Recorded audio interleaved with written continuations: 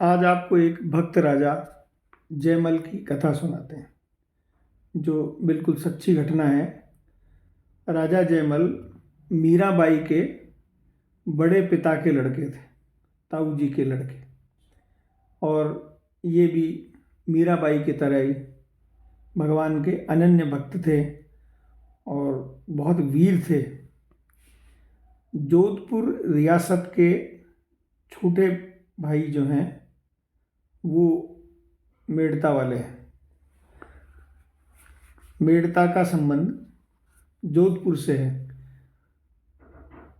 राजा जयमल उस वक्त मेड़ता के राजा थे।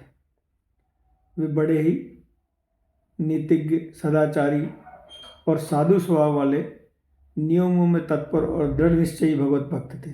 यद्यपि ये भगवान का स्मरण रखते हुए भी राज्य का सारा काम करते थे, तथापि प्रातःकाल 1.5 पहर दिन चढ़ने तक तो प्रतिदिन एकांत स्थल में नियमित रूप से भगवान का ध्यान करते थे। इस समय बड़े से बड़े जरूरी काम भी उनके पास लेकर कोई नहीं जाता था, क्योंकि वे उस वक्त भगवत पूजन के आनंद में डूबे रहते थे और किसी भी प्रकार का भारी विघ्न उनका ध्यान नहीं बटा सकता था।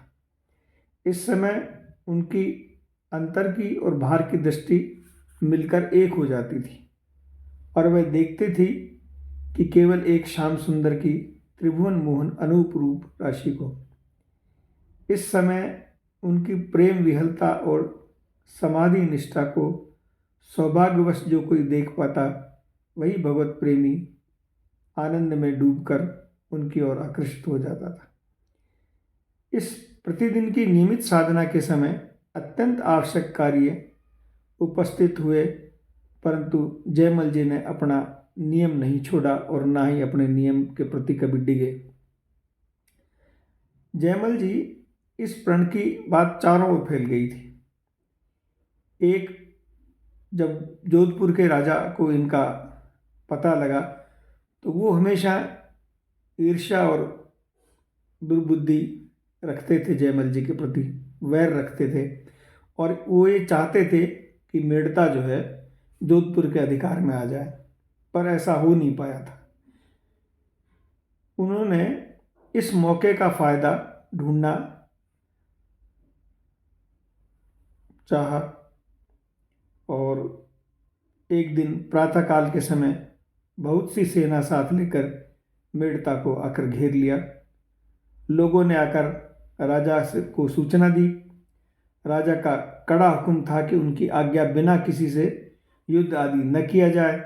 अतः दीवान ने आकर महल में खबर दी, परंतु राजा जयमल तो उस समय पूजा समाधि में बैठ गए थे। अतः उनका यह आदेश था कि उस वक्त मुझे कोई डिस्टर्ब ना करे, क्योंकि यदि उनको कोई डिस्टर्ब करता था तो वो कड़ी से कड़ी सजा उसको देते थे। तो अब स्थिति बहुत विपत्तिदायक हो गई थी। तो राजमाता से ये विनय की गई, क्योंकि माता हमेशा अक्षम्य होती है। क्योंकि राजनाश की आशंका हो गई थी, तो राजमाता को माँ के पास कोठरी में भेजा। तो उन्होंने जाकर देखा कि जयमल जी समाधिष्ठ बैठे हैं और बाह्य ज्ञान बिल्कुल भी नहीं है। नेत्रों में प्रेमाश्रु बह रहे हैं, बीच बीच में अनुपम आनंद की हंसी हंस देते हैं। उनके मुखमंडल पे एक अपूर्व ज्योति फैल रही है। माता एक बार तो रुक गई, परंतु पुत्र के अनिष्ट की संभावना से उन्होंने कहा, बेटा शत्रु ने चढ़ाई कर दी है, कुछ उपाय करना है। राजा का चित्त तो भगवान में अनन्य उनकी रूप छटा में बिल्कुल गहरा बैठा हुआ था। उनको कुछ भी सुनाई नहीं दिया। जब माँ ने 3-4 बार पुकारा, कोई उत्तर नहीं मिला, तब माता ने हाथ से जयमल जी के शरीर को हिलाया। ध्यान छूटने पर जयमल जी ने आश्चर्य से नेत्र खोले। मन में बड़ा क्षोभ हुआ, परंतु सामने जननी को खड़ा देखकर तुरंत ही भाव बदल गया और उन्होंने माता को प्रणाम किया। माता ने शत्रु के आक्रमण का समाचार सुना दिया, परंतु जयमल जी इस समय भगवत चर्चा के सिवा दूसरी बात सुनने को तैयार ही नहीं थे। उन्होंने चाहा कि माता को नम्रता से समझा दूं, लेकिन उनकी वृत्तियां तो उस वक्त भगवत स्वरूप थी, प्रबल वेग से अंदर की ओर खींची जा रही थी, भगवान के रूप, लावण्य और निधि की तरफ आकर्षित हो जाती। तो अब ऐसे में कौन समझावे। जयमल जी कुछ भी नहीं बोले और उनको पुनः समाधि लग गई। माता ने फिर कहा। तब परम विश्वासी भक्त जयमल जी ने मुंह से केवल इतने शब्द निकले, भगवान सब कल्याण करते हैं, कल्याण ही करेंगे। तदंतर उनकी आंखें फिर बंद हो गई। वे फिर सुख दुख, हानि लाभ और जय पराजय की भावना से बहुत परे मनोहर नित्यानंद में प्रेम राज्य में प्रवेश कर गए। जगत की शुद्र आंधी उनके मन रूपी हिमालय के अचल शिखर को तनिक भी नहीं हिला सकी। माता दुखी मन से निराश होकर लौट आई। रणभेरी बजने लगी। शत्रु सेना कोई बाधा न पाकर नगर में घुसने लगी। अब योग क्षेम का भार वहन करने वाले भक्त भावना से नहीं रहा गया। श्याम सुंदर त्रिभुवन कपालने वाली वीरेंद्र वेश में शस्त्रादि सुसज्जित हो अकस्मात शत्रु सेना के सामने प्रकट हो गए। और महाराजा रघुराज सिंह जी लिखते हैं, जानी निज सेवक निरत नित पूजन में, चढ़ी के तुरंग श्याम रंग को सवार है, कर करवाल धारी कालहू को काल मानो, पहुँचो उताल जहाँ सैन्य बेशुमार है, चपलासो चमकी चौकित चलाई बाजी, भटकन की राजी काटी करत प्रहार है, रघुराज भक्तराज लाज राखिबे के काज, समर बिराजो वासुदेव को कुमार है। ब्रह्म और यमराज जिनकी शासन की सृष्टि से उत्पत्ति और संहार करते हैं, उनके सामने क्षुद्र राजपूत सेना किस गणना में थी। बात की बात सब धराशायी हुए। उनका पुण्य आज सर्वोत भाव से सफल हो गया।